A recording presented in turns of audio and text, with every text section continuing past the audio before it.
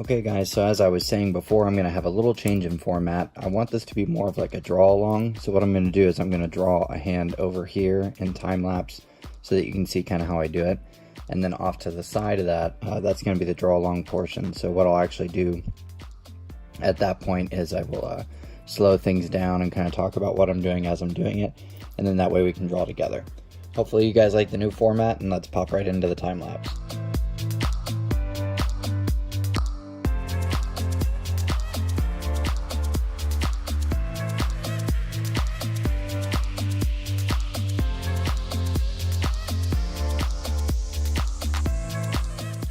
Okay, so we're not going to be winning any drawing contests or art contests with this hand drawing, but the idea is to just break down the basic shapes of the hand. So, like in the time lapse, you probably saw me doing something almost like a square or a rectangle that's been kind of blown out at the top,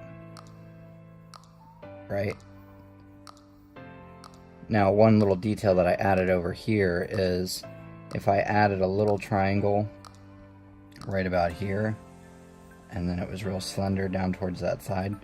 So if you look at the hand, there's a little bit of rise up where that middle knuckle is for the middle finger. And then the next thing I like to do, I just took an image off of Google Images. If you want to get really good at drawing hands, start drawing Spider-Man. He does some pretty crazy stuff with his hands. Okay, so I draw a little triangle off to the side. That's going to be where our thumb is going to attach in. And again, none of this has to be perfect, it just has to give you the basic idea. Now for the thumb, what I do a little bit different than I do from like the fingers obviously is I'll actually draw that first joint and then I'll draw a thumb in there on top of that. And then for the fingers, like now I can obviously just kind of like eyeball it, but we're really just drawing like a tube or a cylinder. So there's a circle down here at the bottom, circle at the top, and we're drawing 4 of those. And there's a couple of things that you can do to help with like making it look a little bit more realistic. But to start, the fingers are not connected right at the base, so they're not going to be stacked right on top of each other. There's a little gap in between each finger. Okay, so you just want to add a little bit of space in there and then go for the next one. Obviously, if it's a standard hand, the middle finger is going to be the longest one. And then the other thing that you might notice with most hands, the index finger is actually the same. If I drew a line here, it's going to typically be about the same height as the ring finger. It might be just a little bit lower depending on the angle of the hand. And then the other thing you'll notice too is the pinky kind of like stands out on its own sometimes, and he's the shortest one of the group. Now again, this is me trying to be super quick so I can, for tutorial's sake. But you have your basic shape. So you have a square that's been blown out at the top, little triangle, and you have a triangle here for the thumb, 2 junctions there. You can go ahead and add the joints in.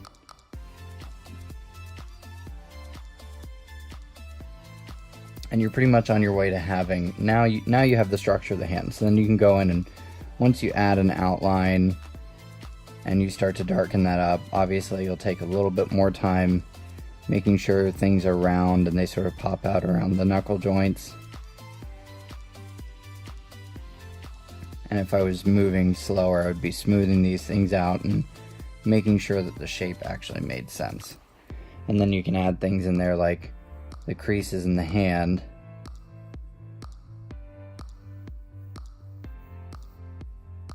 And they don't all connect. That's the other thing too. This is kind of like a mixture between, I hate to say realism.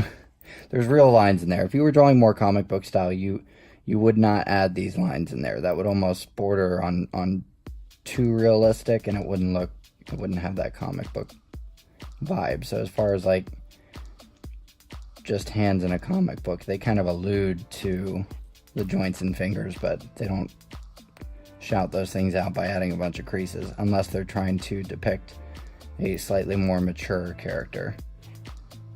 And of course you have the wrist tying in here,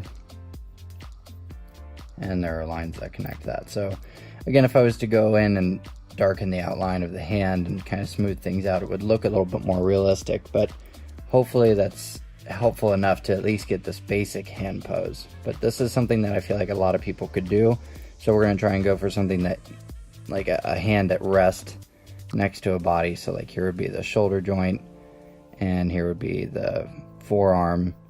Oh gosh, that's terrible. All right. And then we'll get the hand going in here, just sort of like hanging at rest, so the fingers are going to kind of bend. You know, something like that. Oh gosh. You know, that's the idea. That looks like a monster claw. That's bad.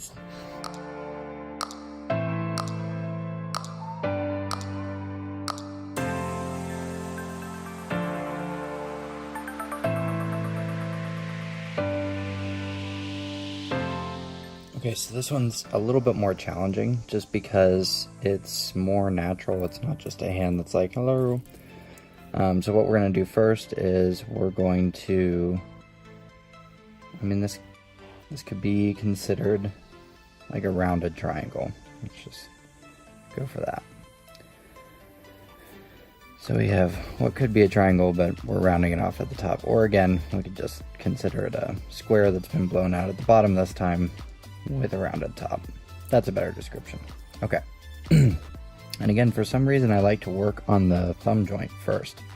So go ahead and get that thumb in there. And again, we're just suggesting shapes right now. We don't have to get anything perfect. And then, like, you'll notice that I add a line in here that kind of rounds it out, and that will make it look more realistic, especially based off of the photo that I'm referencing. Widen that out. Doesn't make sense. Okay. All right, and the index finger and the thumb are actually closer than I originally drew. So there's not too much room between them. And use references too. So like inside of this hand, I noticed that where this first knuckle came in on the, or first bend came in on the finger, was right about where the tip of the thumb was. So sometimes when you're looking at an image, try and give yourself reference points to help out. And I'm going to try and speed this up just a little bit more, so this tutorial's not taking forever, guys. And then get the third point right there. Okay, so again, doesn't have to be perfect. And again, when your hand is next to your body, it's not going to be straight out. Your fingers tend to relax a little bit more and bend. So then from here, we're not even going to see the pinky. Like we're gonna see the middle finger coming out here. And again, I try and reference off of the image I'm looking at how far away that fingertip is away from the thumb, and just eyeball it and see if I'm in the right ballpark. And I see a line going up in there. I see another line inside of there where the ring finger is, a couple of creases, and then really you only see the fingertip of the ring finger. And then you can go ahead and add the wrist in, and we're like really close in on the hand. If you were doing this full body character, you wouldn't even have to go into this amount of detail. And then what I like to do is go in and darken the outside, and that will start to solidify the lines. Because here's what somebody taught me online about sketching, which I really liked. Sketching is sort of like if I was to draw a circle, just like one line, a circle, that's fine, I can do that. But if I was to sketch a bunch of little lines around in a circle, like a bunch of little lines, then eventually my mind will find all of the lines, even if some of them are kind of wacky, that make a circle. So then I can go in and I can do a solid circle along where my mind is saying, okay, that's the right circle. So that's kind of why, that's the power of sketching, is it helps your mind find what the actual line is. So we're just going in and darkening the outlines. Again, I'm rushing just a little bit, guys, but I still want you to have fun drawing along, but not get bored. I don't know, I'll add music to the video. Okay, so there's a hand at rest by the side. Hopefully you guys found this informative. This is really, really basic stuff. So my suggestion would be get onto Google. If you don't have access to the internet, use your own hand. Just hold your left hand over here, make some kind of pose, and draw what you see on the paper. And break it down into big shapes and then into smaller shapes. And then with like nails and stuff like that, be suggestive, but don't go super dark, because then you end up getting something weird looking like that. So what I would do is, again, be suggestive, do your sketching lines, even when you're doing details like this. And if you really like a line, then you can go ahead and darken it up a little bit. But that would be my suggestion. Don't go in with hard lines. Other than that, I hope you guys found this helpful. And then in the future, I'd like to do more of these. I really want a top-down camera angle. Right now I'm just sort of doing a over-the-shoulder point of view kind of thing because of my current setup. So eventually I'll be able to do some more top-down footage. But thank you guys for sticking around, and if you found this helpful, then give it a like and possibly share it with one of your artist friends. Alright, talk to you guys soon. Bye.